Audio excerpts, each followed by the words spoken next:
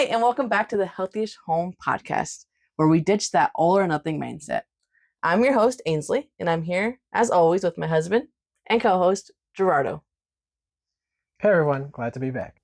And before we dive into this week's episode, if you love embracing the healthy-ish life as much as we do, please hit that like and subscribe.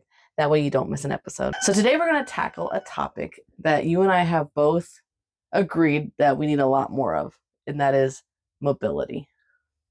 That's right. And as we were talking, we both agreed that this week we are going to, or this past week, that we're going to try to just implement it more in our daily lives. And we each kind of had a different approach to doing that. So do you want to share with our audience what you did this week to improve your mobility? Yeah, definitely. So I started using my daily 30-minute break at work because I know a lot of times before work and after work, I'm just too busy and it's not on my mind and I always forget about it. Mm-hmm. So I figured if I had to take the 30 minutes, and I was doing a lot of resistant bands during that time, but instead of like, well, I can do that. I don't need that much of like more sessions of that because I'm already weightlifting pretty consistently. So I was like, let me use the first 15, even 10 minutes of my break, just doing some stretching and some mobility movements. You already had this block of time that you were already doing something with. Right. So you just interchanged the activities. Right. Yeah. And I make sure to do it at the beginning because I'm sure like all of us, it's really easy to just sit down and start scrolling your phone and get distracted. Mm-hmm. And then 20, 30 minutes goes by and you're like, oh, I got to go back to work. So I do it at the beginning. That way I can just knock it out and I have to worry about timing. And I've been doing the greatest stretch in the world. If you guys don't know that one, we'll put a little picture on there. That way you guys know what we're talking about. And those are, I'm really digging it because that first one, it's like a full body movement that it kind of feels like when you're wringing out a towel. And that's what it's doing to my back and my hips. Okay. It just kind of like gives me a refresh before I continue working again. And like I said, like that first one really only takes me 2 minutes to do the whole thing. Yeah. And then if I want to keep going because I feel good and have energy, I'll do some more things and kind of sit in the movement a little bit more. So on top of my 30-minute break and using that time to stretch my full body, I try to be conscious of like any, of getting to work early.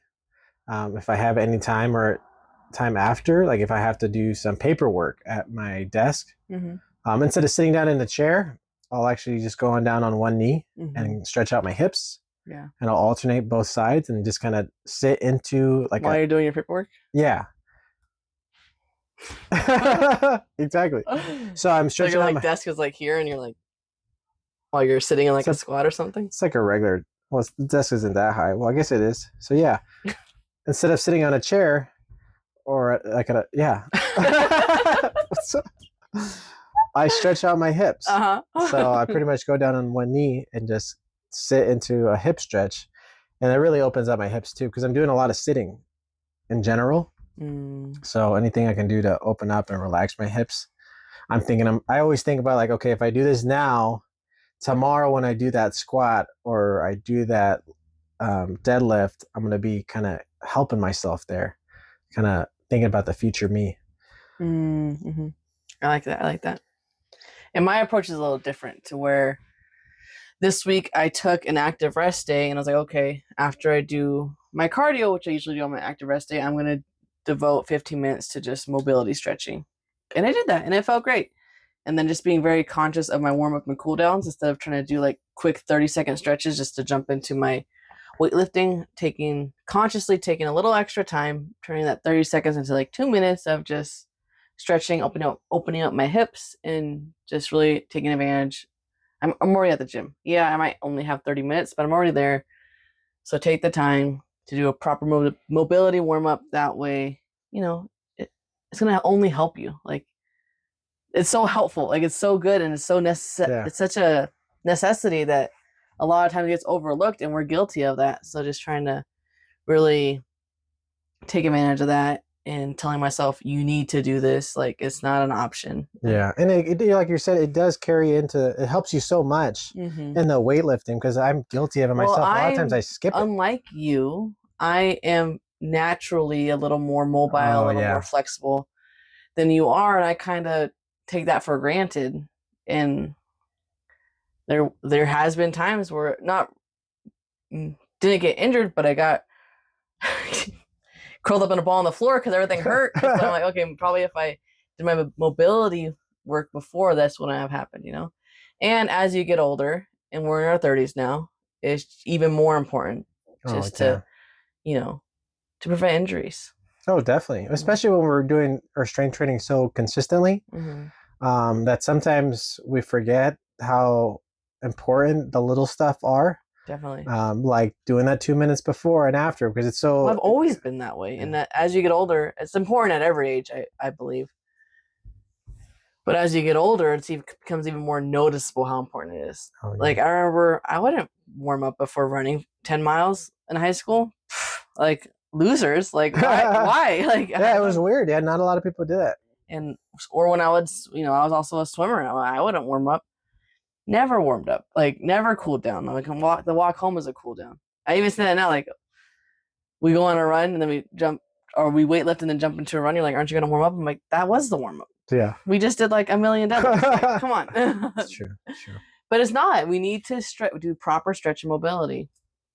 And I know this and I preach it, but I don't practice it. So now it's time to really buckle down and practice it. Yeah. Well, I know for me, a lot of times I'm like, I only got a set amount of time to do the weightlifting. Oh, I feel that. So I have no extra time. But really, it only takes like a minute, 2 minutes to just warm up your hips and your shoulders and your back just to get it limber to do the movements. And then you'll be able to do the movements way better.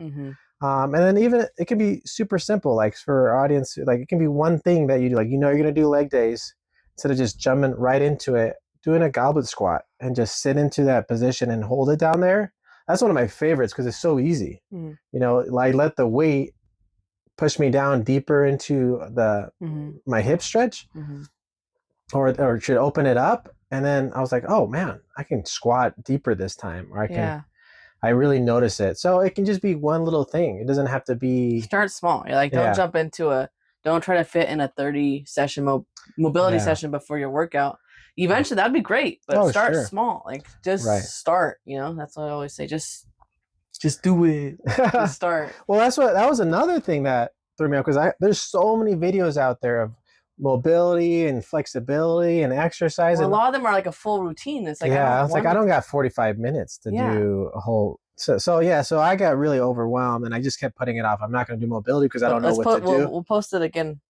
I think the greatest stretch in the world, it's called that for a reason. It's a really good stretch for both leg and arm day. If you just do that 3 times a week and just start there, it's a super good stretch. It's called the greatest stretch in the world for a reason. Right.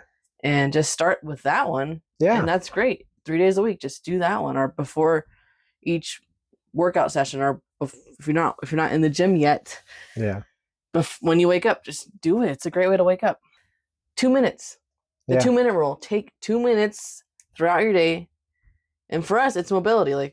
And that's what we're talking about today. So we're going to make it about mobility. 2 minutes to do mobility stretches as you're waiting for your coffee to brew. Right. Or, I was trying to run through all the scenarios of when you could be doing it.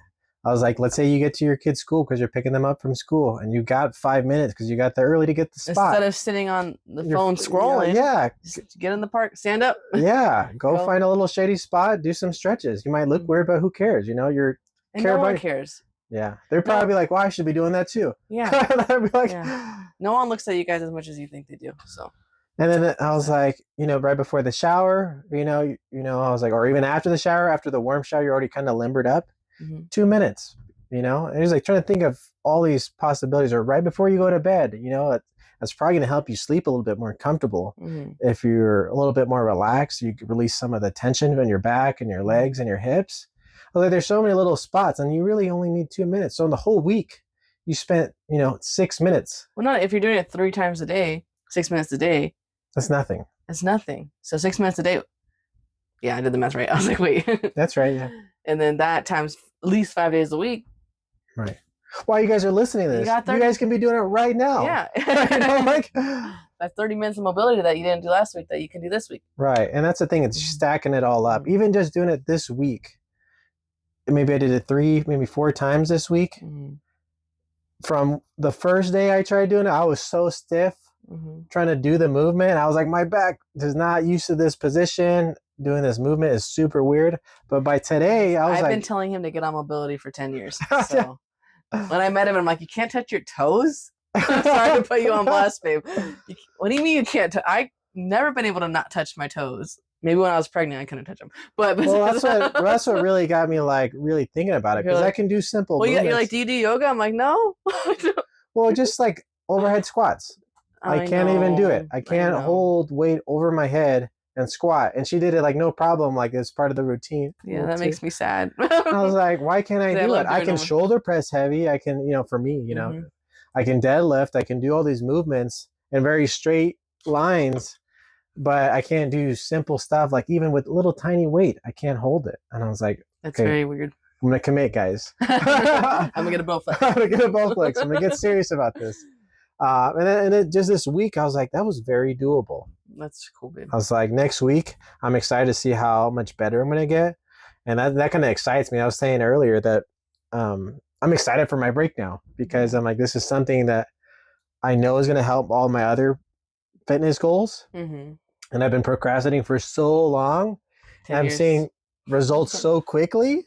Yeah. Just by doing it. Like how you're saying, though, you can't spend once a week or once a month doing 1 hour of mobility and expect it to stick. Yeah, it needs to be a somewhat daily thing, weekly thing, consistency. As often as because you can't overdo mobility exercises, Yeah, like that's true. There's no way you're not gonna hurt yourself. I mean, you probably can if you really try, but realistically, if you're doing the movements properly, you can't get enough of it. Yeah. All right. If you guys don't already get the point, we're just gonna drive it home right now. Why mobility matters at every age. Well, actually, before we jump right into why mobility matters, let's talk about the difference of mobility versus flexibility, because a lot of people just put it together and think it's one and the same. But mobility, let's start with flexibility, because most people understand that, I think, is how long your muscle can stretch. So like imagine a static movement where there's no a static movement where you're just kind of like touching your toes and you're holding it and you're seeing how long you can go. And you're mostly trying to relax. I think of the splits all the time when I think flexibility. Well, yeah, when you're trying to relax your body to let it move outwards rather than mobility, you're trying to do a motion. It's normally a dynamic movement, and you're trying to keep control of your muscles the whole time. You're actively engaging. So that's a huge, they're very complementary. The more flexible and mobile you are, they kind of, help each other out.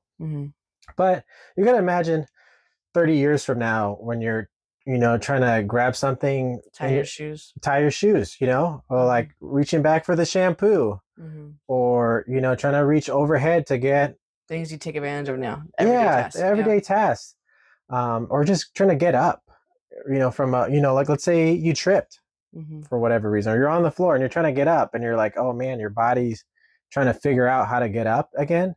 So doing these little mobility exercises, keeping your joints and ligaments fresh and active, that where they're getting used to, because you don't want to just reach for something. I hear all the time where people just reach for something or light, just sneeze. I don't know about that. I've heard of people sneezing and throwing out their back. Well, I've heard of people like picking up something super light. Maybe it's like a parent trying to reach back to their kids in the back seat, and they reach back and they pull something. Pro. Like just throw it. You're like, I can't reach. Well, little stuff like that where people get hurt. Yeah. But they can deadlift and they can squat and they can do bench, but they missed out on the little supportive joints and muscles that all play a factor into a weird direction. But mobility can help you in strength training, right? Oh, definitely. Yeah, that's one of the main reasons I wanted to get better, because I'm like, I can see my squats like in the camera, and I'm like, oh, I'm getting so low. And I look at the video, I'm like, that's not as low as I thought I was getting. But I'm sure if I did some mobility hip movements and ankle mobility stuff, I can get much lower. Very, very rewarding to be able to get a, ass to grass squat. Yeah. And be comfortable in that position. Like right now, I try to just sit in a deep squat, and I lose my balance because I don't have the Wow. hip and ankle mobility. I'm like, I have to hold on to something. So I was like, if I can just do that consistently too and get comfortable, especially my hips are really tight, my shoulders are really tight. So if I can just do stuff like that, that will carry into my strength training. Mm-hmm. Just being able to do an overhead squat, I'm like, that would be, a great day. The day I'm able to do that. So you're not only not getting injured, right? But you're feeling good. Right. And then that means you can handle your whole day and then you feel good at the end of the day. You wake up feeling good, whether, whatever the day you tackled, you just took care of it. Your body feels good. It's lubricated. Your joints are healthy. Like you don't want to be Yeah, I want to be 75 and not sore. Like that's my goal. right. That's how I think of it. Like someone told me today, like, "Oh, you're on your feet all day, aren't you?" And I'm like, "Yeah." And this person's like, not even 70 yet, and they're like, "Dang, I couldn't do that."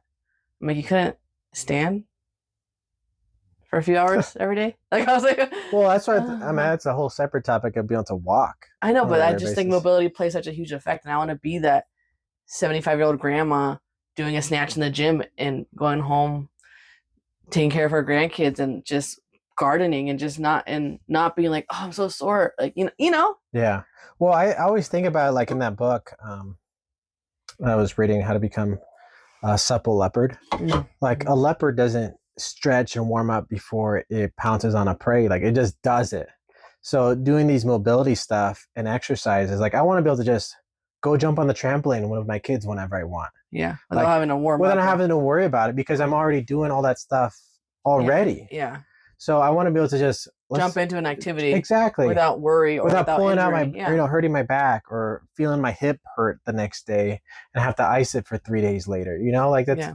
I don't want to have to deal with that. So if I want to feel good not just now, but I also want to feel good in the future. Mm-hmm. And then even in the future, after I do an activity, the future after that. All right. So we established that we all need more mobility, but we're not expecting you guys to try to become an expert all of a sudden. It's the healthiest mantra, where consistency is key and just trying to do it here and there to improve your overall quality of life. So the healthiest takeaway this week: take advantage of all those little 2-minute increments throughout your day while you're watching TV, while you're waiting for the shower to warm up, while you're waiting for your coffee to brew, while you're waiting for the oven to preheat, and just do some mobility stretches right there and then. Don't try to fix your whole body at once. Focus on what might be bothering you that week. Is it tight shoulders? Is it tight hips? Focus on those areas. Consistency beats intensity, guys. And guys, the goal isn't to be perfect. The goal is to be able to move throughout your day and not feel any pain or discomfort. It's about a healthy-ish range of motion for a healthy-ish life. So for you guys, and for us as well, we're going to do it along with you guys. I want you guys to find 5 minutes of uninterrupted time, let's say 3 times this week. And it's going to sound funny, but you're going to love it. Lay down, find an area just on the floor, outside, in the grass, whatever you want, and just lay down. Put your 5-minute timer on, lay down. Let your body hit the floor, feel it out, and see what's tense, what feels a little tight. Maybe you need to stretch and just put your knees to your chest. Maybe you need to do a few pelvic tilts. Maybe you just need to lay there. It's called corpse pose. Our kids love it.